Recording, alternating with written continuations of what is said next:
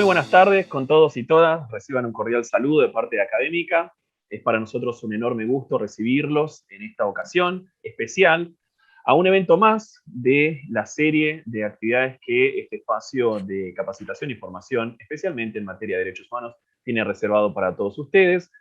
Hoy tenemos la oportunidad de salir de la dinámica tradicional de estos últimos encuentros y generar obviamente un espacio nuevo de dinámica, de interacción y básicamente de intercambio con los autores de una de las obras que esperamos se convierta en ese material de referencia, especialmente para quienes se están empezando en el sistema interamericano, pero además que tiene una particularidad mirada desde el impacto de los casos,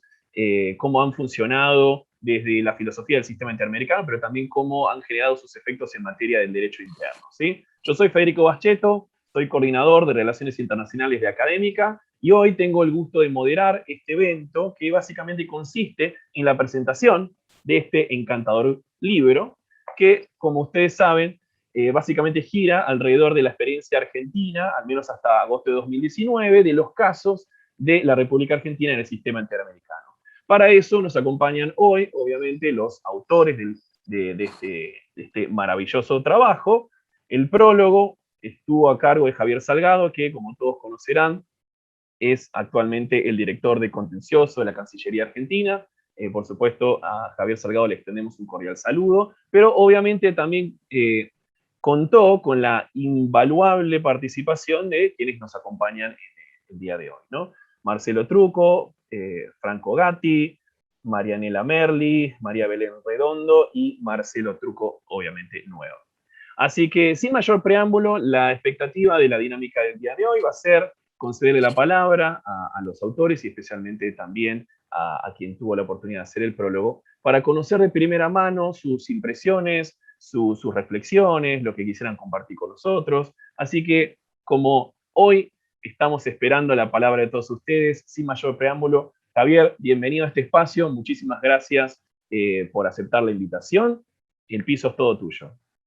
Bueno, muchísimas gracias, Federico, y a los autores. Para mí es un gusto estar aquí, es un gusto muy grande realmente participar de la presentación de esta importante obra de los colegas y amigos, ¿no? Marcelo Truco y Franco Gatti, que desarrollaron realmente con su equipo un trabajo de investigación muy importante y realmente un libro que es un aporte muy, muy fuerte, muy serio, el que he tenido el honor de prologar. Se trata, por cierto, de una obra en la que me siento muy inmerso, ¿verdad? Muy identificado, que casi refleja mi propia historia y recorrido profesional en el litigio internacional en derechos humanos, en tanto traza un camino por todos los casos sustanciados ante la Corte Interamericana de Derechos Humanos, en los que la República Argentina ha sido parte y en los que me ha tocado actuar en distintos roles a lo largo de estos años, y en muchos de ellos como agente titular del Estado. Como saben, Argentina es uno de los actores principales en el sistema interamericano, que desde la recuperación del Estado de Derecho y con los matices propios de cada administración de gobierno, fue construyendo, por un lado, una política proactiva de cooperación con los órganos internacionales, particularmente por la afinidad y por la cercanía con la Comisión y con la Corte Interamericana de Derechos Humanos, y por otro, la consolidación paulatina de la concepción de que los mecanismos de protección internacional de derechos humanos no deben ser entendidos como escenarios de conflicto, ¿verdad?, sino como herramientas de mejoramiento institucional hacia el interior de los estados. Y es esa mirada de Argentina sobre los sistemas de protección irradia en el trabajo de ambos órganos del sistema interamericano. Y es así que en el procedimiento ante la Comisión, Argentina se destacó por su política de soluciones amistosas como opción preferente, ¿verdad?, que la ha llevado a ser uno de los estados que actualmente tiene un mayor número de soluciones amistosas aprobadas por informe del artículo 49 de la Convención Americana, muchas de las cuales han tenido un enorme impacto institucional y que no solamente ha sido en relación al sistema interno en Argentina, sino que ha impactado a nivel regional. Y en el ámbito jurisdiccional interamericano, propiamente dicho, Argentina ha mantenido en su historial de litigio ante la Corte una estrategia clara, una estrategia permanente, que la ha llevado a litigar lo que se debe litigar. Y hemos ganado 2 casos incluso, cosa muy, pero muy poco habitual, ¿verdad? En tanto que estadísticamente la Corte Interamericana dicta condena en un 98,6% de los casos que se someten a su jurisdicción. Y asimismo, Argentina ha tenido la inteligencia, digamos, la certeza de reconocer responsabilidad internacional en aquellos casos que así lo meritaban. Incluso esto ha llevado a que en algunos casos haya sido el propio Estado argentino quien promovió el sometimiento de un asunto a la jurisdicción contenciosa de la Corte, como ocurrió en el caso de Juan Francisco Bueno Alves versus Argentina, en el que se intentó durante mucho tiempo, digamos, llegar a un acuerdo de solución amistosa con la parte peticionaria, pero que fracasó en atención a desmesuradas pretensiones económicas que los peticionarios pretendían, ¿verdad? Para darles un ejemplo, solamente en materia de honorarios, en este caso, la parte peticionaria exigía al Estado argentino satisfaga $4 millones, únicamente bajo el rubro de honorarios.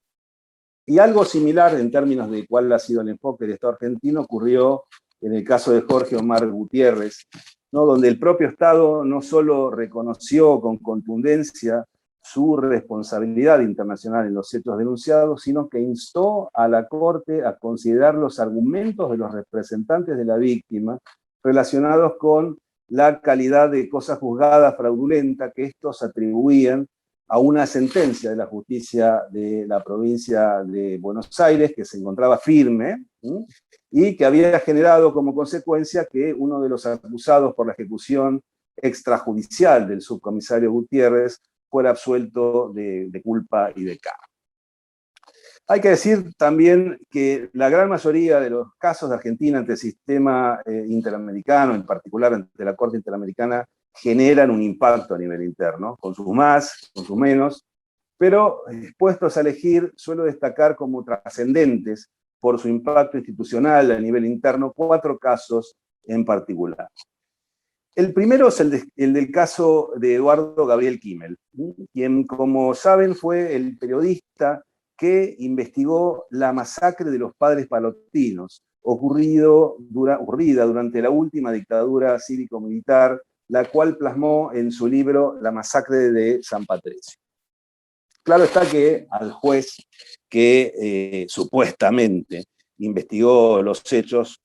claramente no le gustaron las críticas que a su trabajo de magistrado habían sido incluidas por Kimmel en su libro, y lo creyó en sede penal.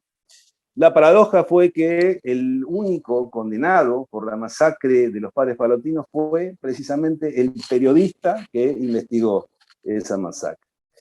Y llegado, agotada la vía interna, llegado el caso ante la Corte Interamericana, el Estado argentino llegó a un entendimiento con la parte peticionaria que incluyó un reconocimiento de responsabilidad por la falta de precisión del tipo penal que permitió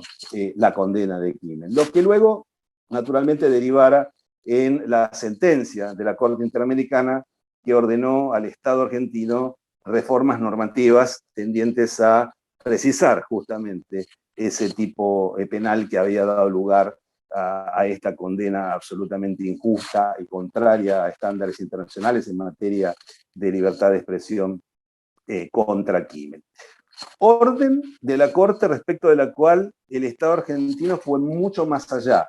¿no? del contenido de esa decisión de la Corte. ¿Por qué? Porque despenalizó, no solamente precisó, sino que además despenalizó todas las expresiones referidas a cuestiones de interés público. El segundo caso que me parece relevante también sobre libertad de expresión es el caso de Carlos y Pablo Memoli. Los señores Memoli tenían un periódico en la localidad de San Andrés de Giles, en la provincia de Buenos Aires, que fue objeto de una querella penal por ciertos dichos que publicaron en ese periódico sobre supuestas estafas en un cementerio local donde se argumentaba que habían vendido nichos y demás bajo ciertas maniobras supuestamente fraudulentas. La sentencia dictada en el caso Memoli es muy importante, en tanto pone fin a la discusión propuesta por la CIDH, ¿no?, en el marco del seguimiento de su declaración de principios sobre el derecho a la libertad de expresión del año 2000, en cuanto sostiene que la aplicación de una norma penal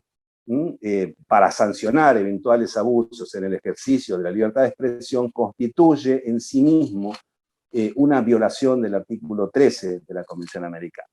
La Corte, cuando analizó los argumentos de las partes, rechazó el planteo de la Comisión Interamericana y sostuvo que ello en sí mismo no constituye una violación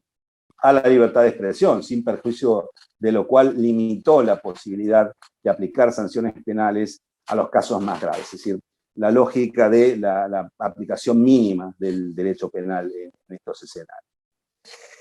El tercer caso que me resulta especialmente trascendente de todo el recorrido de la Argentina en el sistema interamericano es el de Oscar Alberto Mohamed, vinculado con el artículo 8.2H de la Convención Americana, que de hecho esta cuestión de la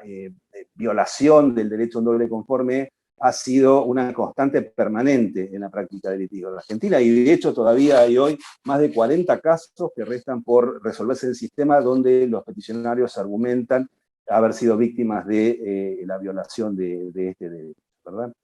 Se trata de un chofer de colectivos que fue condenado en segunda instancia por homicidio culposo, sin poder haber tenido derecho a que su sentencia condenatoria fuera revisada por un tribunal superior.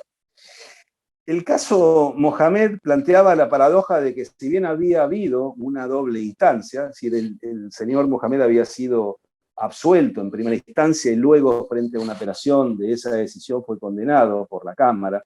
que actuó en ese proceso. Si bien había habido una doble instancia, no había habido lo que, digamos, no se había cumplimentado lo que exige la Convención. Que no es una doble instancia, sino un doble conforme en materia penal. Es decir, que dos tribunales hayan considerado que efectivamente correspondía una condena por ese hecho al que se le atribuía al imputado. Y es esta sentencia entonces relevante por su impacto esclarecedor en el ámbito de la jurisdicción penal en Argentina respecto del debido alcance que debe darse al artículo 8.2H de la Convención. Esto por un lado, y por el otro, al debido alcance que debe darse al principio de legalidad y al non bis in idem, cuya violación fue planteada por la representación de la víctima y que fue rechazada por el tribunal en su decisión acogiendo los argumentos que formuló oportunamente el Estado argentino. Y por último, rescato en particular la reciente sentencia de la Corte Interamericana en el caso de Fernández Prieto y Tumbay, ¿verdad? Se trata de un caso donde se verificaron requisas justificadas en meras sospechas de las fuerzas de seguridad intervinientes, carentes, por cierto, de fundamentos objetivos, requisas que fueron justificadas por las autoridades judiciales intervinientes y que esa justificación dio lugar posteriormente a la intervención del sistema interamericano una vez que fue agotada la vía. El Estado decidió en esta administración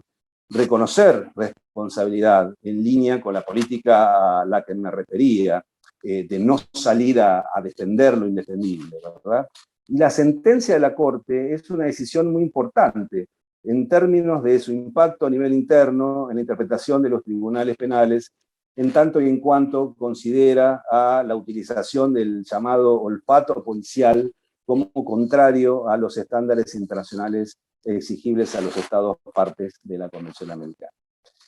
Todos estos casos, salvo el de Fernández Prieto, que es posterior a esta obra de Marcelo y de Franco, están magníficamente desarrollados en esta obra de Marcelo y de su equipo, y de Franco y su equipo, obra que, por cierto, resulta un valiosísimo aporte que ha sido muy bien recibido por toda la comunidad académica especializada en el derecho internacional de los derechos humanos, de modo tal de que vaya una gran felicitación a los autores y de nuevo mi agradecimiento por permitirme dar algunas palabras en esta ocasión.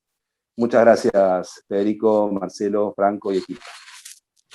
Muchas gracias a vos, Javier, por esas palabras de introducción, que obviamente aprovechamos la oportunidad para introducir, valga la redundancia, al público y al auditorio, ¿no? Este es un evento especializado en jurisprudencia del sistema, pero en la República Argentina, ¿no? Entonces, aquellas personas que no han tenido todavía la oportunidad de acercarse a estos pronunciamientos, es esta la primera oportunidad y obviamente de esta se desprenden otras aristas para seguir profundizando según la curiosidad y el interés que cada una de estas personas pueda desarrollar. Me queda muchísimo esta expresión tuya, Javier, que me permito adelantar. Creo que no ha sido compartida la posición por muchos de los países de la región, pero me gusta mucho esta idea que vos proponés de pensar el acercamiento al sistema interamericano como una oportunidad, en palabras tuyas, de consolidación paulatina de mejoramiento institucional, ¿no? Porque creo que de eso se trata, de mejorar la condición de vida de las personas que viven en la jurisdicción. Ojalá que los países estén un poco más en compatibilidad con esta idea. La idea, obviamente, de este evento también es reunir a profesionales de distintas disciplinas que obviamente se dedican a trabajar el derecho, pero también lo enseñan en el ámbito educativo, profesional, universitario, y obviamente Marcelo Truco es uno de estos grandes exponentes que tenemos a nivel nacional, y por eso Marcelo, además de ser coordinador de la obra, me gustaría darte ahora la oportunidad de compartir con todos nosotros lo que ha significado trabajar este libro, ¿qué es lo que a vos te gustaría compartir con el auditorio? Bueno, muchas gracias, Federico, muy buenas tardes. Primero, déjame, por supuesto, agradecer nuevamente a Javier la enorme generosidad, no solo de haber prologado nuestra obra, que sin duda su aporte lo ha enriquecido enormemente, sino también la generosidad de estar acompañándonos el día de hoy. Por supuesto, el gusto de poder compartirlo con los queridos y queridas colegas, ¿no? Belén, Franco, Marianela. El agradecimiento a Carolina Smois, por supuesto, de Académica, por siempre su generosidad y por la organización de este evento, y por supuesto Federico. Y bueno, como bien vos decías, un poco y por supuesto la editorial Iuris, ¿no? Nuestra editorial también que siempre se mostró muy predispuesta, ¿no? a poder llevar adelante este proyecto. Como bien vos dijiste, la idea es un poco contarles cómo nació un poco la intención de poder hacer este libro. Me acuerdo que en las primeras reuniones que tuvimos con Franco, y bueno, y por supuesto después con Marianela y con Belén, nos surgió este interrogante, ¿no? Nos parecía que hacía falta poder condensar en una misma obra una especie de sistematización, ¿no? De los principales casos que hasta el año 2019, fines de 2018, habían llegado contra Argentina ante la Corte Interamericana de Derechos Humanos, porque si bien, como sabemos, estos casos están publicados, obviamente, en la página de la Corte Interamericana y en muchas reseñas o sistematizaciones jurisprudenciales,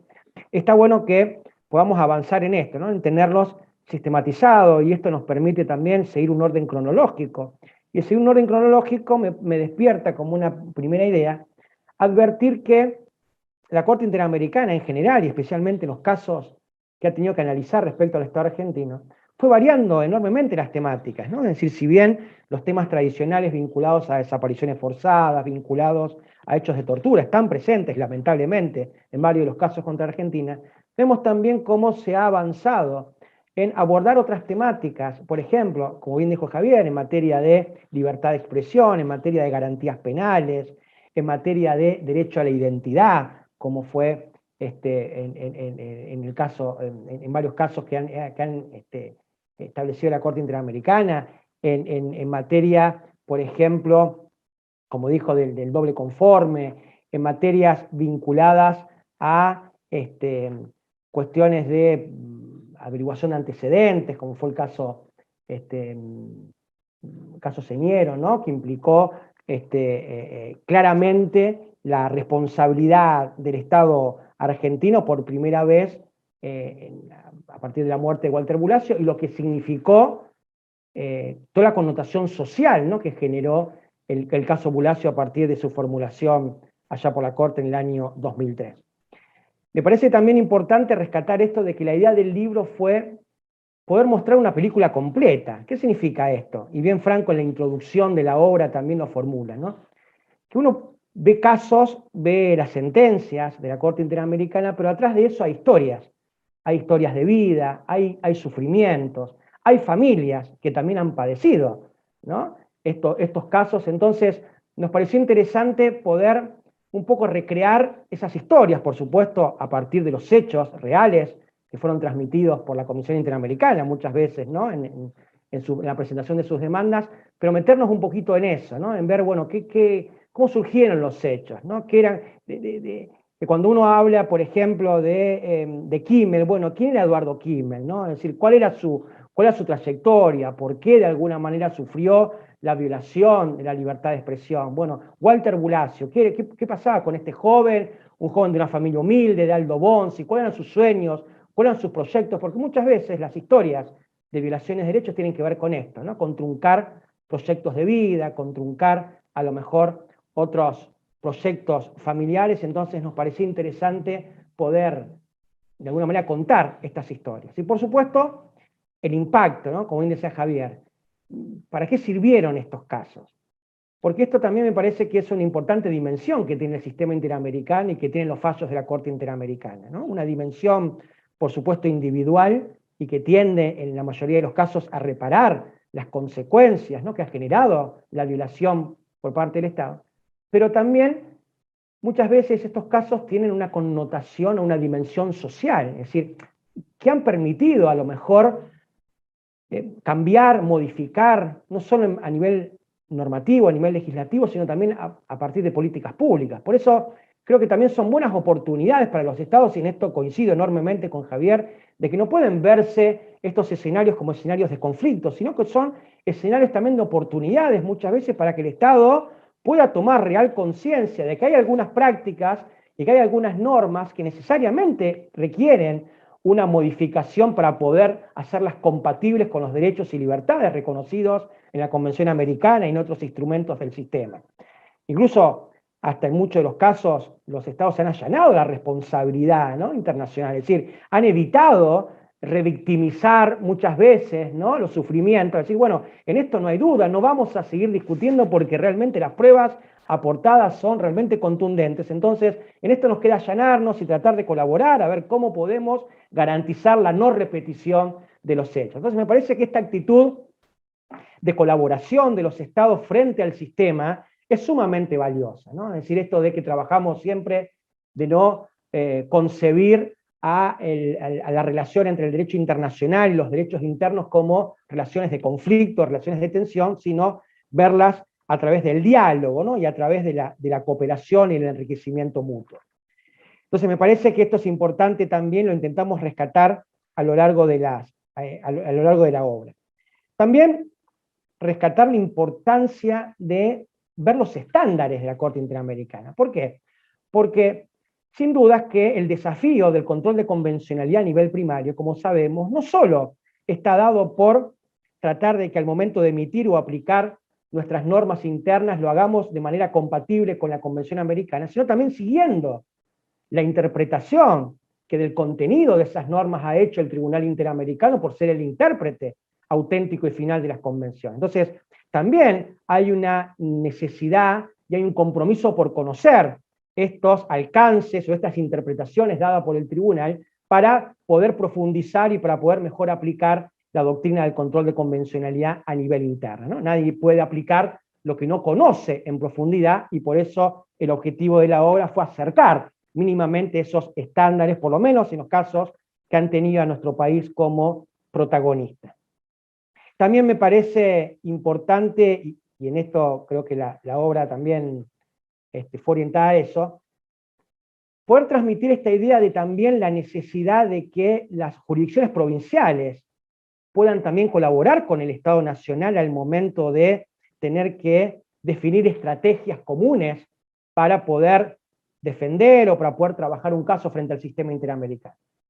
Vemos que la mayoría de los casos que llegaron de Argentina fueron originados en las provincias. Entonces, si bien el demandado es el Estado Nacional, por ser el Estado suscriptor de la Convención Americana y demás instrumentos del sistema interamericano, necesariamente luego la labor coordinada, el trabajo mancomunado entre los representantes del Estado Nacional, pero también los representantes del Estado provincial, hace también a una estrategia, me parece, mucho más seria, responsable, ¿no? Porque muchas veces sin esa colaboración, sin esos datos que a lo mejor transmiten las jurisdicciones provinciales, luego sería muy difícil poder realmente pensar en una estrategia y un conocimiento acabado un poco del problema que motivó la demanda ante la Corte Interamericana de Derechos Humanos. Por supuesto, y para no extenderme más,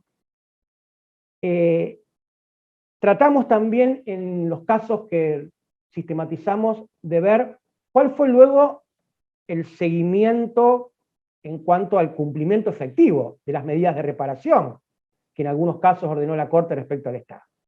Por eso trabajamos en la parte final la cuestión de la supervisión del cumplimiento de sentencia, ¿no? Para advertir cuáles son aquellas reparaciones que por ahí más le ha costado al Estado argentino cumplir, cuáles pueden haber sido los fundamentos que el Estado muchas veces presenta para poder justificar ese incumplimiento, y también para tomar conciencia de que, como sabemos, las sentencias de la Corte Interamericana deben ser cumplidas en un sentido integral, pero que también hay una idea de prudencia por parte del sistema interamericano para entender que algunas cuestiones necesitan determinados plazos para poder concretarse, ¿no? Entonces, bueno, hemos tratado también de reseñar esos factores muchas veces que los estados aluden a los fines de poder justificar el cumplimiento o la dilación, en ese caso, en el cumplimiento de determinadas medidas de reparación. Así que bueno, la verdad que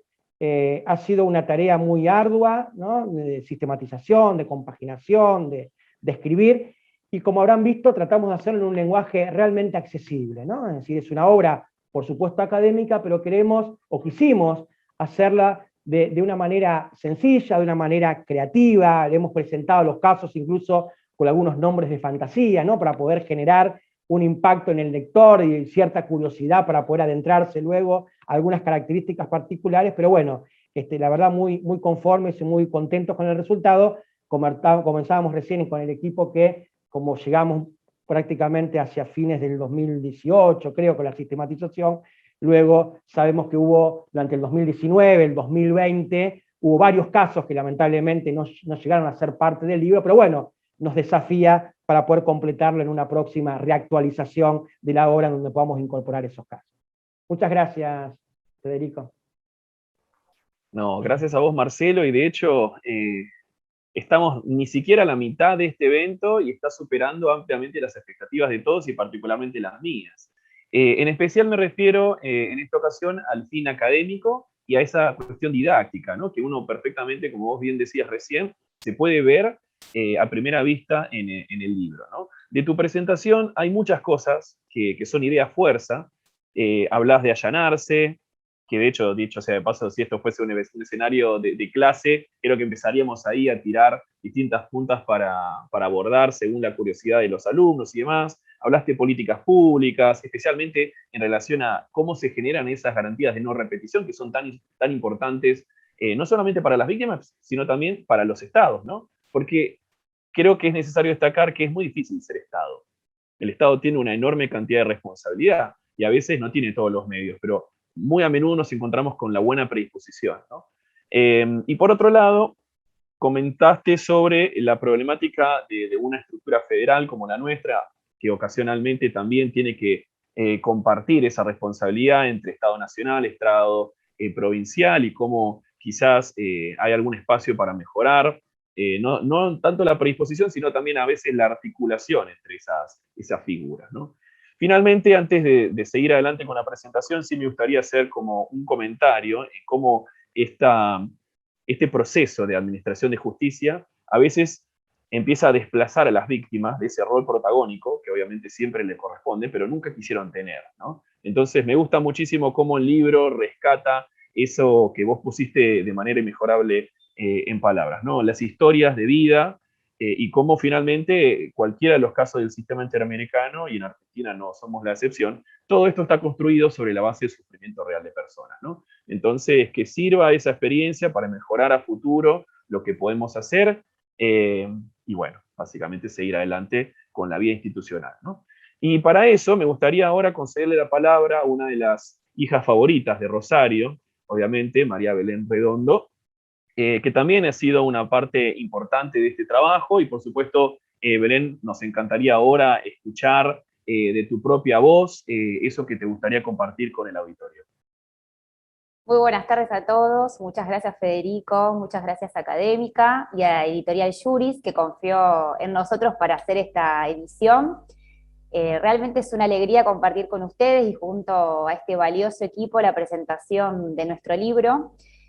y darles a conocer lo que entendemos es una herramienta sumamente importante para todo abogado y abogada litigante e incluso para los miembros del Poder Judicial del que formo parte, porque estos casos han determinado ciertos estándares, como hablaba Marcelo, que deben tenerse en cuenta de manera vinculante para tramitar todo tipo de proceso judicial, llevando a cabo así el debido control de convencionalidad. Como sabemos, en el año 1994 Argentina le dio jerarquía constitucional en el artículo 75, inciso 23, a ciertos tratados internacionales, entre los cuales se encuentran el Pacto de San José de Costa Rica. Suele suceder que en numerosas ocasiones se habla del control de constitucionalidad haciendo alusión a los tratados de derechos humanos contemplados en este artículo de la Constitución, dejando así de lado al verdadero sentido que conlleva realizar el control de convencionalidad. El control de convencionalidad no solo nos permite conocer aquellas normas vinculantes aplicables al caso concreto, sino que a través de las sentencias y de las opiniones consultivas de la Corte Interamericana de Derechos Humanos, nos permite profundizar sobre los estándares aplicables al caso, los cuales también tienen un carácter vinculante.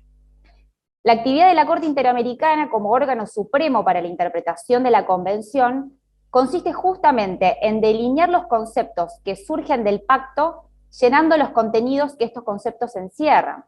Atento que los derechos y garantías reconocidos son cláusulas elásticas que se van interpretando en un contexto de tiempo y espacio determinado. Argentina, por haber reconocido la competencia de la Corte Interamericana, tiene la obligación no solo de respetar las cláusulas de los pactos, sino también de aplicar estos estándares. Y muchas veces se confunde con que el control de convencionalidad solo es mencionar los tratados internacionales, las cláusulas de los tratados. E incluso muchas veces se confunde con el citado de sentencias, pero que nada tiene que ver con los casos. El control de convencionalidad implica recurrir al tratado, encontrar la norma que sea coherente y consistente con el caso concreto, y encontrar opiniones consultivas y sentencias de la Corte Interamericana que también sean consistentes con el caso concreto. Eso implica un verdadero control de convencionalidad. En mi oportunidad pude comentar los casos grandes, Furlan, Gutiérrez y Argüelles, que dieron lugar por parte de la Corte Interamericana a estándares procesales muy importantes y que se extienden a todo caso similar. Por lo tanto, conocerlos lo que hace es brindarle a los justiciables la posibilidad de solicitar su aplicación al caso si así fuera pertinente. En este sentido, puedo comentar, por ejemplo, que en el caso Furlan, la Corte Interamericana intervino ante un proceso judicial que declaró como injusto y que tuvo que padecer un menor de edad con discapacidad a causa de un accidente suscitado en un predio del Ejército Nacional. Y cómo la falta de respuesta oportuna por parte de la justicia agravó su condición física y anímica, cuando si se hubieran adoptado medidas con la celeridad que requería el caso, podría haber mejorado su calidad de vida. En este caso, el Estado argentino pretendió indemnizar al menor con un pago diferido en efectivos o con bonos, tomando los papás de Sebastián Furlan esta última posibilidad porque se encontraban en una condición de vulnerabilidad por los escasos recursos económicos que tenían, y a la vez tenían esta necesidad de solventar los tratamientos que necesitaba el hijo. Pero ante las costas que tuvieron que afrontar del juicio y el pago con los bonos resultaron notablemente insuficientes y en definitiva se terminó desnaturalizando el pago de la indemnización. Además, Sebastián Furlan pretendió acceder durante años a una pensión por incapacidad, pero el Estado recién se lo otorgó 20 años después, sufriendo así una revictimización, no solo desde la administración de la justicia con este proceso injusto, sino también desde el Poder Ejecutivo ante la negativa de esta pensión por incapacidad. Estamos entonces frente a un menor con discapacidad que en el transcurso del juicio se volvió un mayor con discapacidad y que continuó reclamando y que no pudo acceder a una justa indemnización amén del reclamo. En este caso se analizó la violación al derecho de acceso a la justicia en su vertiente de violación del plazo razonable del proceso judicial, entendida como una dilación indebida por parte de la Administración de Justicia. Cabe decir que el juicio de Sebastián Furlan duró más de 13 años. La violación al plazo razonable se examinó conforme a la condición específica de vulnerabilidad a causa de la discapacidad y derecho de ser menor, y cómo esta falta de celeridad ante la necesidad concreta de un tratamiento adecuado le produjo un daño irreparable. Además se abordó la necesidad de efectivizar el derecho a ser oído, derecho que consta en el Pacto de los Derechos del Niño, en casos donde los menores son, en definitiva, los propios afectados, y está en juego su integridad personal. Por su parte, se analizó la idoneidad de los recursos existentes en el ordenamiento interno argentino, y en este caso concreto se cuestionó el recurso extraordinario federal, el cual la Corte Interamericana en definitiva consideró que no funcionó como un recurso realmente efectivo. Eso en líneas generales lo que sucedió con el caso Furlan, ante tantos casos de discapacidad, y para ver un poco el tema de la revictimización, no solo que puede suceder desde la Administración de Justicia, sino también desde el Poder Ejecutivo. Otros casos que tuve la oportunidad de comentar es el caso Gutiérrez de la Corte Interamericana, donde volvió a analizar el plazo razonable, determinando que la tutela judicial efectiva, los artículos 8 y 25 del pacto, implica que los jueces no deben promover dilaciones indebidas de los procesos judiciales, ni permitir que los formalismos sacrifiquen la justicia del caso, y mantengan la impunidad de los involucrados. En este caso concreto, el juicio duró más de 19 años. Haciendo un paralelismo entre los dos juicios, podemos ver que llevó 13 años a la familia de Furlan para obtener una sentencia, incluso tuvo que ir a la Corte Interamericana, y en este caso más de 19 años. Entonces, analizan la razonabilidad a partir de esta dilación indebida, ¿no? Viendo plazos realmente exorbitantes. Además, recuerdo que una de las aristas de la tutela judicial efectiva es el deber de la Administración de Justicia de investigar los hechos que permitan descubrir la verdad de modo serio, imparcial y efectivo, y conforme a líneas lógicas de investigación. Es decir, determinó ciertas características que tiene que cumplir la investigación para que se realice conforme al derecho convencional. De este modo, la Corte lo que va haciendo es completar y darle vida, en los casos concretos, a los conceptos que surgen de los artículos de la Convención, y por sobre todo lleva adelante el análisis exhaustivo de lo que son los artículos 8 y 25 del Pacto, que contempla la tutela judicial efectiva, el derecho troncal que nos permite reclamar el resto de los derechos. Y la Corte nos va indicando cuáles son las aristas que tiene esta tutela y cómo tienen que efectivizarse. Coincide la Corte que en la mayoría de sus sentencias siempre los estados violan alguna arista del artículo de protección judicial, que es este artículo 8 y 25 al que hacemos mención. Y en definitiva, lo que pensamos es que existe un deber ser, que es el contemplado en los tratados internacionales, y un derecho que es el de los ordenamientos internos de los estados. Y esta falta de adecuación de la legislación interna a lo que debería ser, conlleva que una y otra vez se incurra en la transgresión de este derecho humano por parte del mismo Estado. Así que bueno, este es un panorama general de los casos que analicé, y este paralelismo del plazo razonable como arista del acceso a la justicia. En definitiva, como decíamos antes, la Corte siempre encuentra que los estados terminan vulnerando este derecho troncal, el artículo 8 y 25, derecho instrumental que nos permite reclamar el resto de los derechos. Y la Corte en definitiva lo que dice es que si el Estado o los Estados miembros realmente adecuaran su legislación a lo que dicen los tratados internacionales, no estarían la Corte abarrotada de casos donde tengan que analizar la vulneración de este artículo 8 y 25 una y otra vez. Muchas gracias Federico. No, gracias a vos, Belén, por hacer esto de verdad tan dinámico, ¿no? Porque hemos escuchado de tu voz, obviamente, el comentario acertado de estos dos fallos, ¿no? Que en principio me gustaría destacar que al menos desde el ámbito de la Defensoría General de la Nación, escenario donde tengo el gusto de desempeñarme, el precedente de Furlan es un precedente que constantemente se está invocando prácticamente en todas las presentaciones que se hacen, ¿no? Entonces, eso tal vez incluso nos permite dimensionar ese efecto y ese impacto que tanto hacíamos mención al comienzo de esta presentación, ¿no? Eso que ocurre en el sistema, ¿llega a los justiciables, como vos decís? Sí, llega. Llega a través de la defensa pública. pero también obviamente le concede la oportunidad a todas las personas que forman parte de este proceso de administración de justicia esa herramienta, porque una de las cosas más importantes de toda tu presentación es esto del carácter vinculante, ¿no? Antes de la primera sentencia de la Corte Interamericana, cuando recién teníamos una o dos opiniones consultivas, la segunda, en 1982, ya la Corte le anticipaba a los estados, fíjense que estas obligaciones que internacionalmente están asumiendo no las generan en relación a sus pares, sino hacia las personas que viven en sus territorios, ¿no? Entonces, ese me pareció también un mensaje muy poderoso, que incluso desde antes de la primera sentencia de la Corte ya estaba ahí como parte del sistema interamericano, listo para ser aprovechado, ¿no? Así que más o menos en ese orden de ideas, primero me gustaría hacer como una especie de pausa, adelantarle a las personas que están escuchando esta transmisión y obviamente que están siguiendo la misma a través de las redes de Académica, que pueden formular sus preguntas en ese espacio, y luego de las intervenciones de los autores y las autoras, vamos a dar pie a ese espacio tan interesante de intercambio de preguntas y respuestas. Obviamente, esta obra, como decía Marcelo, como decía Belén, está a disposición el repertorio de la editorial Iuris, así que obviamente pueden acercarse a la página de la editorial si es de interés, y también es un gusto para Académica en este escenario también aprovechar para comentarles que Marcelo Trucco también es parte del cuerpo académico, así que también está a disposición distintos materiales que son de su autoría y participación. Sin mayor preámbulo, ahora me gustaría conceder la oportunidad a Marianela Merli también de opinar. Tengo entendido, doctora, que usted tuvo la oportunidad de comentar los fallos Mendoza y Memoli particularmente, y en ese sentido me permito preguntarle de esto, qué es lo que más le impactó de estos casos, y obviamente darle el espacio abierto para lo que usted quiera compartir.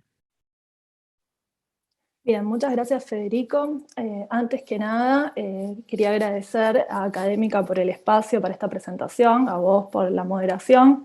al doctor Salgado por acompañarnos en esta actividad, y también, ya lo he hecho en otras oportunidades, pero es bueno renovar el agradecimiento a los doctores Trucco y Gatti por haberme permitido hacer un humilde aporte en esta obra, reseñando, como bien decías, Federico, algunos casos, como son el caso Memoli, el caso Mendoza y también el caso Mohamed, que ya ha tenido oportunidad de comentar el doctor Salgado, también junto con el caso Memoli, al iniciar la presentación. Lo interesante de esta convocatoria, y previo a adentrarme al estudio de lo que vos me preguntabas, me pareció que tenía que ver con esto, con lo que ya se mencionaba anteriormente, que era hacer accesible a quien no estuviera habituado a leer sentencias de la Corte Interamericana, digamos, los casos que han tenido a Argentina como protagonista, reseñando a manera de resumen, incluso a veces de manera novelada, los hechos, pero sin perder la rigurosidad al momento de resumir o de reseñar los estándares jurídicos que se emanan precisamente de cada uno de los casos. Y que, como decía Belén, se transforman en estándares jurídicos que son obligatorios de allí en adelante, digamos, que son de cumplimiento obligatorio y vinculante para los órganos jurisdiccionales encargados de aplicarlo, pero también para los otros órganos del Estado en el cumplimiento de sus funciones. Vimos al momento de sistematizar la obra que las materias, como decía bien el doctor Trucco anteriormente, que fueron objeto de los casos argentinos ante el sistema interamericano, fueron variados, pero que en el último tiempo ha tenido una preeminencia, aunque no una exclusividad, el estudio, o la Corte se ha abocado precisamente al estudio de lo que tiene que ver con garantías judiciales, digamos, o con garantías procesales. Belén, al reseñar sus casos, y recién nos comentaba, se refería a las garantías del plazo razonable, y digamos, principalmente, pero también, y esto también ha hecho referencia el doctor Salgado al principio,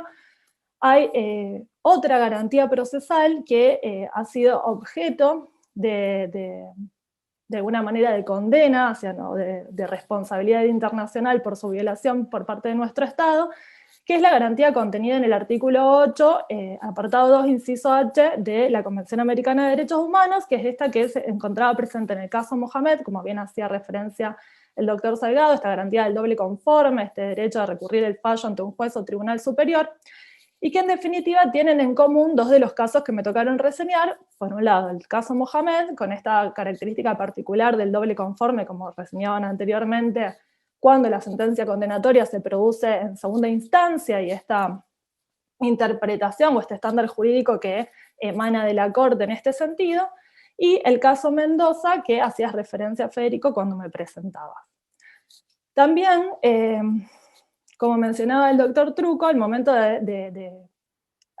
realizar esta obra, llegamos hasta finales del año 2018. Entonces, al momento de prepandemia, al momento de lanzar esta obra, yo cuando pensaba en qué decir al momento de la presentación, reseñaba un caso que había tenido por objeto también haber declarado la responsabilidad internacional por la violación de esta garantía, también, que era el caso Gorigoitía. Sin embargo, en el año 2020 también hubo una sentencia condenatoria a Argentina por la violación de este mismo artículo, que es el caso Valle Ambrosio y otros. Y esto, digamos, de alguna manera pensaba, digamos, y también el doctor Salgado mencionaba que hay 40 casos pendientes también de análisis por la violación de esta garantía. Entonces pienso, bueno, de alguna manera estos estándares son vinculantes. Tenemos que pensar en el sistema interamericano como una herramienta de mejoramiento institucional. Coincido con esto plenamente, pero digo, ¿dónde radica la dificultad en que de manera constante Argentina está siendo declarada responsable por violar esta garantía, en especial la de derecho a recurrir el fallo ante un juez o tribunal superior, sobre todo en cómo está regulado en el Código de Procedimientos de la Nación, procedimientos penal de la Nación y en los distintos códigos de procedimientos penales de las provincias, el recurso de casación, digamos, que no es acorde a los estándares que no fueron sentados solo en materia de casos de la Argentina, sino que ya lo había hecho la Corte en el año 2004 en el caso Herrera Ulloa, que tiene que ver con que este recurso, esta doble instancia, tiene que ver con un recurso amplio que permite una revisión precisamente de los hechos, pero también de la prueba y del derecho, y no solo del derecho como está regulado actualmente en la Argentina. Y también pensaba en esto que decía Marcelo con anterioridad, digo, de este diálogo que debe existir necesariamente en un país federal como el nuestro, entre provincia y nación, y la responsabilidad muchas veces que se genera por hechos sucedidos en jurisdicciones provinciales y que en definitiva, por supuesto, tienen al Estado argentino como responsable en su integralidad. Y pensaba, precisamente, por ejemplo, en materia penal, sabemos que es una materia que no es delegada por las provincias a la nación, y pensaba cómo, bueno, cómo articular este proceso para que no se repitan estas condenas en lo sucesivo. Digo, una herramienta fundamental la tenemos con el control de convencionalidad que hablaba María Belén anteriormente, que pueden ejercer los magistrados y que así lo ha ordenado la Corte Interamericana al momento de emitir las recomendaciones en estos casos que mencionaba, digamos que mientras se produzcan la adecuación normativa del ordenamiento, bueno, mientras tanto los jueces debían efectuar un control de convencionalidad. Pero digo, eventualmente este cambio, esta adecuación, este cumplimiento del artículo 2 de la Convención Americana tiene que necesariamente suceder. Digo, y en este cumplimiento de lo que nos ordena la Corte, pienso que deben confluir la voluntad política de un montón de actores, porque estamos hablando del Estado-Nación, pero además estamos hablando de las distintas legislaturas provinciales, porque en definitiva la modificación de un Código de Procedimientos provincial tiene que ver con esto. Bueno, de alguna manera también pensaba en que este libro, o la capacitación y en este convencimiento de que el sistema interamericano es una herramienta de modificación institucional, tiene que llegar a todos aquellos actores estatales, digo, y no solo el Poder Judicial, que bueno, en este caso es quien origina la responsabilidad internacional para que eventualmente esas reformas legislativas se efectúen, digamos. Y esto, en definitiva, para salvaguardar los derechos humanos precisamente de los ciudadanos. Digamos que en esto, digamos, no solo confiar en el sistema interamericano como una herramienta de mejoramiento, sino también como una herramienta de garantía efectiva de los derechos humanos en los distintos estados que lo componen. Bueno, de alguna manera no quiero ser, digamos, no quería ser negativa, sin embargo, digamos, una de de los objetivos de la obra, como decía Marcelo, era hacer este seguimiento de los casos, cómo había sido la supervisión del cumplimiento de sentencia. Estos casos que mencionaba, bueno, algunos son muy recientes, pero el caso Mendoza aún se encuentra abierto, precisamente porque no se ha producido la modificación del Código de Procedimientos de la provincia de Mendoza. Digamos, si bien no es el mismo que regía al momento de los hechos del caso Gorigoitía, digamos, se mantiene en lo sustancial que esto, precisamente, la regulación del recurso de casación es lo que origina, digamos, la vulneración de este derecho. Y bueno, de alguna manera pensaba en cómo a través de estas instancias de capacitación se puede lograr el convencimiento para obtener las voluntades políticas necesarias para lograr efectivamente esa adecuación. Sabés que muchas de las cosas que vos decías, Marianela, me dejaron pensando, ¿no? Principalmente alrededor de esta idea de acto federal complejo. Y tal vez evaluando un poco desde la distancia, ¿no? Lo difícil que es cumplimentar una sentencia, incluso cuando el Estado tiene ganas de hacerlo, ¿no? Porque no se trata solamente de propiciar esa voluntad desde el Ejecutivo, ¿no? Porque el Estado somos todos, son los funcionarios, son las autoridades, obviamente, es el Poder Judicial, el Poder Legislativo, el Poder Ejecutivo, nacional, provincial, y es muy difícil, en verdad, ponerse de acuerdo en una agenda que articule esas prioridades de manera simultánea, ¿no? Porque tal vez uno tiene esa gana, pero no tenés las mayorías, o a veces no tenés el presupuesto, todos estos enormes desafíos que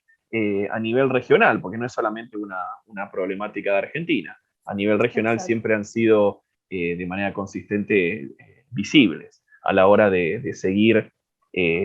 bueno, de cerca, o un poco más de cerca, cómo se aplican esas sentencias del sistema interamericano. Y otra de las cosas que tal vez un poco ya introduciendo la palabra de Franco Gatti, pero me gustaría ya dejar así asentado esta curiosidad que yo tengo, que tal vez después de la presentación de Franco podamos abrir aquí a la intervención de todos ustedes, que gira alrededor de las reparaciones, ¿no? Porque cada uno de ustedes tuvo la oportunidad de reseñar distintos casos y obviamente el sistema interamericano siempre ha sido conocido por esa creatividad a la hora de disponer reparaciones, no solamente pensando en cómo volver, si es que se puede, a la víctima al estado anterior de la violación ocurrida, pero también generar esas garantías de no repetición. Entonces me interesa ya dejar el piso como abierto para la pregunta de ¿cuál ha sido, tal vez, a los ojos de cada uno de ustedes, la reparación o la medida de reparación más innovadora que han visto? ¿No? Porque tal vez esta mención de cómo, de manera común o reiterada de los casos del sistema, que el 8 y el 25 de la Convención Americana suelen ser los más violados, ¿no? Entonces, tal vez en ese sentido no sean las medidas de reparación las más creativas, pero en otro escenario, tal vez el 13 que se mencionaba antes, ¿no? Esas cosas que hemos visto en el sistema que empezaron a existir desde el pronunciamiento del sistema, ¿no? Y que les haya llamado la atención. Eso se los dejo así para un poco más adelante. Y obviamente ahora me gustaría concederle la palabra a tal vez una de las voces principales de esta obra, porque, Franco, he tenido la oportunidad de chusmear un poco el libro de ustedes y veo que tu nombre está en reiterados casos, ¿no? Entonces, obviamente acá, tal como todos tus compañeros tuvieron la oportunidad, me gustaría ahora extenderte este espacio para que vos, igual que todos ellos, compartas con el auditorio lo que te quedó de esta obra. Bueno, buenas tardes a todos y a todas. Gracias, Federico, gracias, Académica. Muchas gracias, Javier, por estar aquí. Voy a aprovechar este espacio para hacer una reflexión general acerca del trabajo que hemos hecho y también de cómo, de algún modo, la labor de la Corte Interamericana sigue calando hondo en nuestro derecho interno y en la posibilidad de forjar políticas públicas que amplíen la protección de los derechos. En ese sentido, y vinculado con lo que se señalaba recién respecto de las reparaciones, yo he puesto el acento, no solo en los casos que analicé, sino también en la introducción al libro, he puesto el acento mucho en lo que significa el lenguaje en el que habla el sistema interamericano, es decir, en la posibilidad de que tanto la Corte Interamericana como la Comisión se transformen en espacios de escucha para las víctimas, bueno, en su caso las presuntas víctimas antes de que sean declaradas tales. Es decir, espacios donde puedan manifestar aquello que ha quedado pendiente o que no se ha oído adecuadamente en el orden interno. Y en ese sentido, me parece que es importante recuperar alguna idea central en torno a cuál es el vínculo que tiene la Argentina con el sistema interamericano de derechos humanos. Nosotros tenemos inevitablemente una referencia que hacer a nuestra historia reciente y precisamente pensar en cómo los derechos humanos han sido protagonistas de las violaciones quizás más atroces durante la última dictadura cívico-militar, donde los movimientos sociales, sobre todo el empuje de ciertos colectivos por la memoria, la verdad y la justicia, han comenzado a trazar límites al ejercicio del poder público. Pero también en ese momento histórico el sistema interamericano tuvo un papel importante. Recordemos la labor de la Comisión Interamericana y de su visita a la Argentina, que fue una bisagra para el comienzo de una paulatina recuperación de la democracia. Entonces, desde ese punto de vista, creo que nuestra unión con el sistema interamericano va mucho más allá de los casos que hemos aquí señalado, pero que nos permite entonces robustecer ese papel para pensar en cómo podemos mejorar ese vínculo cada día con más convicción, que la Argentina la ha tenido, pero también con la posibilidad de que sea un auténtico diálogo, es decir, que no se transforme necesariamente en un monólogo. Desde ese punto de vista, yo creo que la Corte Interamericana, en el rol que he indicado previamente, en ese rol de escucha, ha permitido importantes transformaciones en el derecho interno, que han sido algunas de ellas muy bien señaladas por Javier, que con su experiencia nos ilustra claramente cómo esto ha repercutido, y ha repercutido en la vida de cada uno de nosotros, es decir, no ha caído en saco roto desde ese punto de vista. Pero además, a mí me interesa señalar esta idea o la trascendencia que cobra el sistema interamericano desde el punto de vista de las víctimas, es decir, de que puedan ser concebidas en una instancia tan relevante como la instancia de la Corte Interamericana en su carácter específicamente de víctimas. Eso hace a una faz de la reparación en las violaciones de derechos humanos que muchas veces es subestimada, pero que es crucial, es decir, que se pueda reconocer la subjetividad de la víctima como tal. Eso ya marca un antes y un después en la historia y en el dolor que ellas padecen. Tengamos presente que las violaciones de derechos humanos, en general, salvo algunos casos, no pueden volver hacia atrás el sufrimiento, pero me parece que el papel de los sistemas de protección apunta no solo a transformar políticas públicas, a generar nuevos esquemas normativos, sino también a posicionar a las víctimas en el lugar que merecen ser posicionadas, con todo lo que eso significa en sus vivencias y en su posibilidad de continuar con sus proyectos de vida, si es que eso es posible, ¿no? En ese sentido, Javier ha señalado algunos de los cambios importantes, de los impactos del sistema interamericano en nuestro derecho interno, y también hay que agregar, además de la tipificación de las reformas que se han formulado en el Código Penal en materia de injurias y calumnias, la tipificación del delito de desaparición forzada de personas, el impacto que ha tenido el sistema interamericano en el mecanismo de prevención contra la tortura, los criterios que ha forjado tanto la Comisión como la Corte en relación con la prisión preventiva, con la detención por averiguación de antecedentes. Es decir, realmente tenemos allí un horizonte muy claro, es decir, tenemos un norte hacia el cual dirigir nuestras prácticas, y por eso me parece que de algún modo esta obra ha intentado recoger y sintetizar de una manera, como decía Marcelo, de una manera clara y sencilla, el sendero que nos invita a transitar la Corte Interamericana y en el que el Estado argentino ha sido, en términos generales, muy responsable, sin perjuicio de algunas manifestaciones con las que todos hemos trabajado en los últimos tiempos que nos merecieron algún grado de desesperanza. Pero de desesperanza me refiero, ¿no?, a algunas manifestaciones, sobre todo de nuestro orden interno, de nuestra Corte Nacional. Pero creo que la virtud de trabajar estos temas y de ponerlos permanentemente en agenda se vincula con señalar o con insistir en que los sistemas de protección y el discurso de los derechos humanos tiene ese efecto tan claro y tan importante para la vida de las personas, orientado a la protección de la dignidad y a que el Estado y los Estados puedan entrar en diálogo en un concierto más amplio, que es el concierto internacional, y un diálogo que permita enriquecer desde la lógica de los Estados, desde la idiosincrasia de los Estados, a algunos sentidos comunes del derecho internacional, y a su vez que los Estados puedan receptar y puedan ser también respetuosos de las decisiones de los órganos internacionales. Creo que de las sentencias que están pendientes de trabajar en el libro, por las razones que se han expuesto antes, es decir, por cuestiones temporales, merece también un señalamiento el caso de las comunidades indígenas de la Cajonat, ¿no?, que es muy relevante desde este último punto de vista que indiqué, es decir, de la trascendencia que tiene el diálogo entre algunos sentidos hegemónicos y la idiosincrasia de las comunidades indígenas, por ejemplo, donde allí hay un trabajo muy interesante de la Corte respecto de la relación de las comunidades indígenas con la tierra, que ya había sido indicado en otros casos, pero que aquí, bueno, nos toca a nosotros de cerca en la Argentina. También el caso Acosta Martínez, me parece que vale la pena tenerlo presente, donde la Corte habla de estereotipos raciales y de la función policial en torno a esto. Bueno, y algún otro que hemos comentado en su momento con Javier, como el caso Poltore, que es un caso crítico que nos invita también a pensar cuál es el rol del sistema interamericano cuando, bueno, hay que analizar este derecho que tienen los estados de dar la primera respuesta, ¿no? Y de entonces pensar bien el agotamiento de los recursos internos y cuestiones quizás más estrictas desde el punto de vista procesal, pero que también hacen a esa interacción y a ese rol complementario de los sistemas de protección. Por lo tanto, para cerrar, me parece importante insistir en el trabajo, que ha sido un gusto compartir con las autoras y los autores, en el trabajo de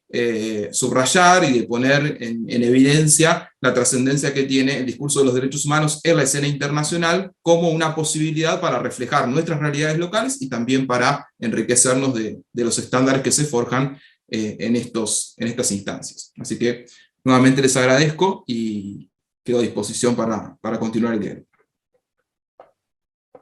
Muchas gracias, Franco. De hecho, una de las cosas que mencionaste otra vez termina disparando en el discurso una reflexión inevitable, ¿no? Que creo que igual está marcada por la positividad. Todo este sistema tiene un poco más de 40 años, de hecho creo que en el 2018 celebraba la Corte sus 40 años, varios de nosotros nos terminamos encontrando en aquel evento en Costa Rica, celebrando un sistema que existe y empezó a ocupar un espacio sumamente preponderante en un escenario donde antes no existía nada de esto, ¿no? Porque si nos damos cuenta, mientras se celebraba la Convención Americana, también se celebraba, si se quiere, la Convención de Viena sobre el derecho a los tratados, ¿no? Tal vez para marcar un poco ese camino que luego los estados empezarían a recorrer en este encantador mundo, al menos así me gustaría pensarlo, del derecho internacional de los derechos humanos, ¿no? Pero ahora, abriendo un poco el espacio de preguntas, me interesa consultarles sobre una particular problemática que varios de ustedes han mencionado en sus discursos, que tal vez al día de hoy sigue siendo una deuda pendiente, ¿no? De cómo hacer que todo esto llegue a las personas que son el destinatario final de esa protección, ¿no? Cómo hacer que permeen estos estándares, más que nada porque si le estamos hablando al operador judicial, que recién ahora se despierta y se da cuenta de que tiene muchísimo que aprender y muchísimo que aplicar y que todo lo que hace genera o potencialmente puede generar responsabilidad del Estado, ¿no? Y eso obviamente pensando desde una perspectiva donde toda esta responsabilidad descansaba únicamente en el Poder Judicial, pero luego, desde Hellman contra Uruguay, sabemos que esto se extendió a las autoridades administrativas del Estado, ¿no? Todos los que forman parte del Estado. Entonces, hoy tenemos más de 300 sentencias, casi 30 opiniones consultivas, un montón de páginas para leer. Entonces, esto que mencionaba Belén, particularmente sobre el control de convencionalidad, es una obligación, pero también es un desafío. ¿Dónde ven ustedes, y aquí abro la intervención a cada uno que quiera participar, dónde ven ustedes el principal desafío o el principal obstáculo que tiene la aplicación del derecho internacional en el derecho interno?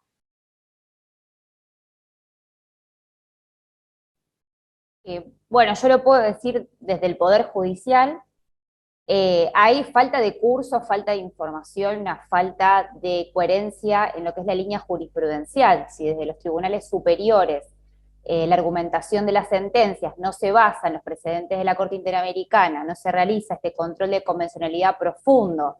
yendo a los casos que tienen relación directa con el caso concreto, o sea, haciendo esta relación entre el caso que resolvió la Corte Interamericana con el caso concreto, yendo a las opiniones consultivas, y se relega muchas veces solo a recurrir a las sentencias de la Corte, a las sentencias de juzgados inferiores, cuando, por ejemplo, en juzgados de familia se habla del derecho del niño y la Convención de los Derechos del Niño, dejando de lado que el artículo 8 y 25 en transversal a todo proceso judicial, se hace muy difícil que los juzgados inferiores puedan seguir una línea argumental que es inexistente desde los superiores. Entonces creo que el desafío a plantearse es, primero, la difusión, concientización y educación desde los tribunales superiores con cursos de capacitación y sentencias fundamentadas en profundidad con los tratados de derechos humanos. Y es más, creo yo que cuando existe una violación, por ejemplo el artículo 8 y 25, que es lo más común en cualquiera de sus aristas, el superior, o sea, la Cámara de Apelaciones, por ejemplo, debería determinar cuál arista del derecho de acceso a la justicia se violó, en qué medida, a los fines de difundir esta educación, ¿no? Y de un modo de decir, bueno, ojo, acá estamos revisando esta sentencia, estamos viendo esta violación, no pueden los juzgados inferiores, o deben prestar atención los juzgados inferiores, a cómo van a argumentar, o a qué normas van a tener en cuenta. Si bien, como decíamos antes, Constitución, artículo 75, inciso 22, en el año 94 los incorporó, es como que ahora cobró dinamismo por el Código Civil, por el artículo 2 y 3, que nos dice, las fuentes del derecho son los tratados internacionales. Bueno, ya lo sabíamos, pero parece que ahora cobra otro tinte, y es como parece más obligatorio que antes, cuando en realidad ya era obligatorio desde antes. Pero bueno, todo suma a que el Poder Judicial también tome un poco de esta responsabilidad de estudiar, y de estudiar con seriedad para argumentar y hacer sentencias convencionales, no solamente constitucionales, como merece todo ciudadano. Esa es mi opinión en esto. Y yo creo brevemente también, frente a tu pregunta, creo, ¿no?, que uno de los principales desafíos es, repito, ¿no?, tratar de salir de esos escenarios de tensión y ver cómo podemos trabajar en la construcción de un jus comune que involucre también, y de los cuales los estados se sientan parte en la construcción, ¿no? Esto de tratar de cada uno en la esfera de su competencia, de poder generar un análisis o un control constructivo, ¿no?, que permita tratar de establecer salvataje de las normas internas de manera compatible con las obligaciones internacionales, y también esto de poder pensar siempre o valorar el principio pro persona también como una pauta de preferencia al momento de aplicar nuestras normas y al momento de interpretar nuestras normas, ¿no? Yo creo que pensar en el principio pro persona es una buena herramienta para aliviar esas tensiones o para acercar esos puentes comunicantes entre el ámbito nacional e internacional. Porque en ningún momento ni la Corte Interamericana ni el sistema en su conjunto planteó la relación en términos absolutamente imperativos y absolutamente contundentes, ¿no? La regla de interpretación del artículo 29 es bien clara en cuanto también permitir a los estados poder aplicar normas internas y poder aplicar interpretaciones siempre y cuando puedan resultar más favorables, ¿no?, más amplias a los derechos de la persona. Así que me parece que por ahí el desafío está en eso, ¿no? Cómo poder entre todos construir un sistema pensando en lo mejor para la persona. Si me permiten una intervención, yo diría algo más terrenal, ¿no? Porque yo entiendo todo lo de la interpretación y las cuestiones vinculadas al modo, cómo los tribunales interpretan y demás, pero en mi experiencia, al menos a mi modo de ver, el gran desafío que tiene Argentina, y no solamente Argentina, sino todos los estados de la región, es la falta de una norma interna que regule el modo como se ejecutan las decisiones internacionales. Porque la realidad es que los tribunales en general, y esto vale para los tribunales de provincia, como para la justicia nacional, la justicia federal,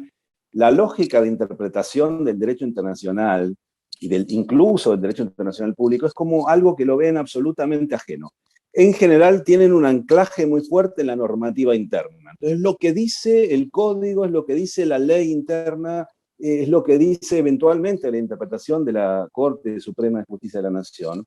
Pero esa idea, ¿no?, esa irradiación que pueda generar, que debería generar el derecho internacional de los derechos humanos, los estándares de la praxis de la Comisión Interamericana, no solamente de la sentencia de la Corte Interamericana, porque la Comisión Interamericana también construye estándares de interpretación. de la Convención Americana. Es algo que en la realidad del día a día los tribunales lo ven muy, muy lejano. Es decir, sería mucho más conducente, me parece a mí, si existiese una norma, si algún día, ¿no?, nuestros legisladores y el poder político en Argentina realmente toman conciencia de la necesidad que Argentina debe tener una norma que traduzca esos compromisos internacionales en realidades jurídicas concretas a nivel interno. En el momento en que Argentina tome conciencia de que es parte de la Convención Americana desde el 5 de septiembre de 1984, y todavía ni siquiera tenemos un mecanismo de articulación entre las agencias, y Marcelo, vos lo conocés muy bien de tu experiencia como secretario de Derechos Humanos de la provincia, que articule un proceso racional de toma de decisiones, no solamente a nivel del Poder Ejecutivo Nacional, porque en definitiva el que está demandado es el Estado argentino, más allá de que es el Poder Ejecutivo Nacional quien ejerce, ¿no?, de modo instrumental por mandato constitucional la representación del Estado argentino. Lo cierto es que, como se señaló por aquí, la mayoría, el 60% estadísticamente, de los casos que llegan al sistema interamericano tienen que ver con acciones o omisiones atribuibles a autoridades públicas provinciales. Y hoy por hoy no tenemos ni siquiera un mecanismo de articulación entre agencias, ni siquiera a nivel de Poder Ejecutivo, y mucho menos un mecanismo que establezca claramente cuáles son los roles que se esperan y los mecanismos para instrumentar decisiones internacionales,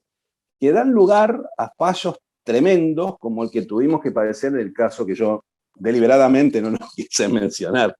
en este evento, que es el de Fontevecchia, que generó un retroceso enorme, ¿no?, en la lógica y en la doctrina que la Corte Nacional tuvo, ¿no?, en los últimos años respecto del valor de las decisiones internacionales, que generó una paradoja que al mismo tiempo que en el 2013, en el caso Carranza-Latrués, la Corte Suprema de Justicia de la Nación declaró que las recomendaciones adoptadas por la Comisión Interamericana, que ni siquiera es un órgano jurisdiccional, pero en un contexto procesal específico, son vinculantes, llega años después a decidir que la Corte Suprema tiene la capacidad de resolver cuándo un tribunal internacional actúa en el ejercicio de su competencia y cuándo no, lo que equivale a decir cuando quiera cumplo y cuando quiero no, ¿verdad? Entonces, me parece que es indispensable a esta altura de los tiempos darle a los tribunales locales, y no solamente a los tribunales locales, llámese nacionales, federales, provinciales, lo que sea, sino a todos los estamentos del Estado, un anclaje normativo interno muy concreto que establezca, ¿no?, producto del trabajo del legislador, que establezca, que consagre en una ley federal que esas decisiones son obligatorias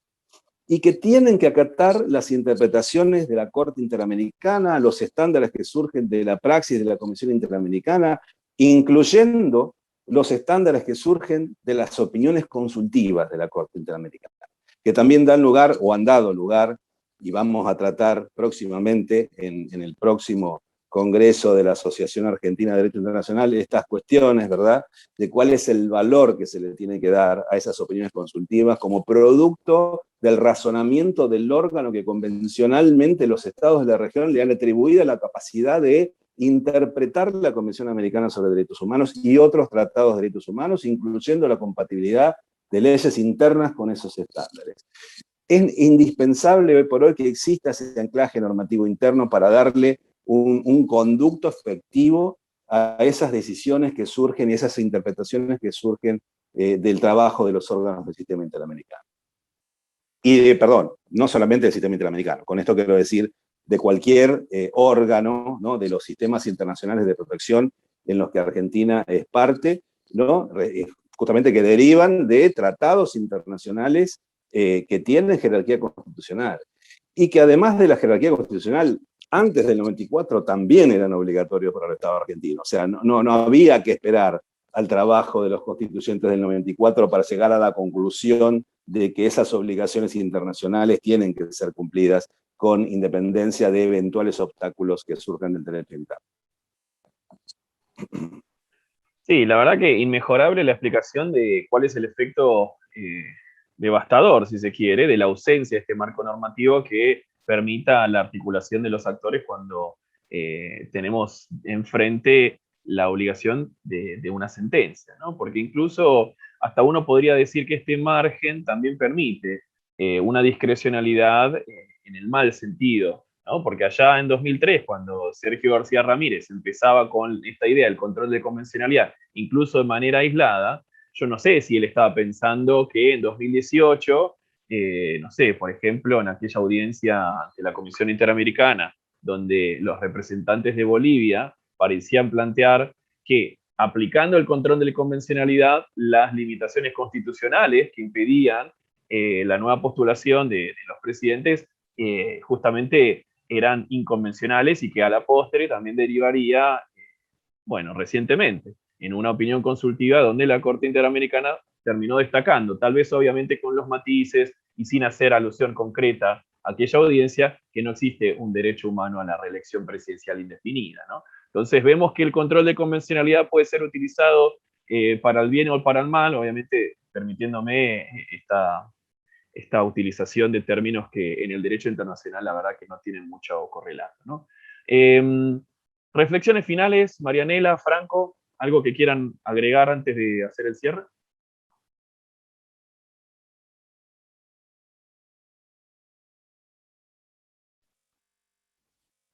Bueno, no, en realidad un poco resumir que comparto con lo expresado por Belén, por Marcelo y también por Javier, también en parte lo había dicho en mi exposición, respecto de cuáles son los desafíos para la implementación, pero bueno, también un mensaje esperanzador en el sentido de capacitarnos, de generar instancias de capacitación para que exista ese convencimiento en todos los actores del Estado en que son necesarias estas herramientas para dar cumplimiento a algo que, como reiteramos, y digamos, y creo que es un grupo que está convencido de ello, es vinculante para el Estado. Digo, bueno, para que dejemos de ser unos pocos los realmente convencidos y que, bueno, deje de estar en discusión esto y se generen efectivamente los mecanismos para dar cumplimiento a estas obligaciones internacionales asumidas en ejercicio de una potestad soberana y libre, y también para que esto en definitiva redunde en la protección de los derechos humanos, de ni más ni menos de los habitantes de nuestro Estado, digamos. Simplemente eso. Tengo problemas de conexión impresionantes, así que voy a tratar de... Bueno, por mi parte, un poco ratificar lo mismo y recordar que en términos generales la Argentina ha transitado un camino muy próspero en términos de derechos humanos. De hecho, yo recuerdo, por ejemplo, la audiencia de la Opinión Consultiva 24, Javier también la recordará, donde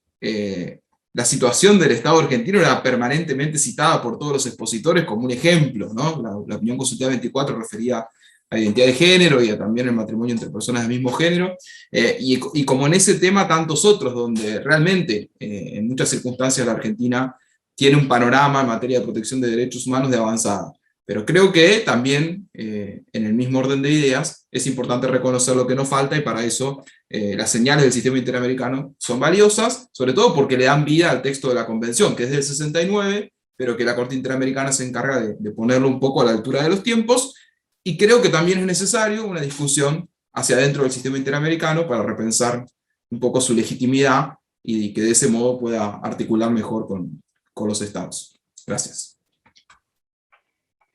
Muchos interrogantes quedan todavía pendientes. Por supuesto, sería imposible para nosotros agotar todos estos súper interesantes temas en una presentación, pero creo que hemos, como mencionamos anteriormente, superado con creces las expectativas de esta presentación. Al menos esperamos que haya sido también satisfactorio para los autores y autoras del caso tener la oportunidad de compartir el trabajo que de manera muy comedida realizaron de manera conjunta. Y obviamente la conclusión, tal vez inevitable, de esta presentación es esa necesidad bastante visible de la capacitación y formación continua, especialmente en materia de derechos humanos, y aprovechamos también para comentar que Académica tiene justo un curso de implementación del derecho internacional en el derecho interno que están todos y todas muy bienvenidos a tomar.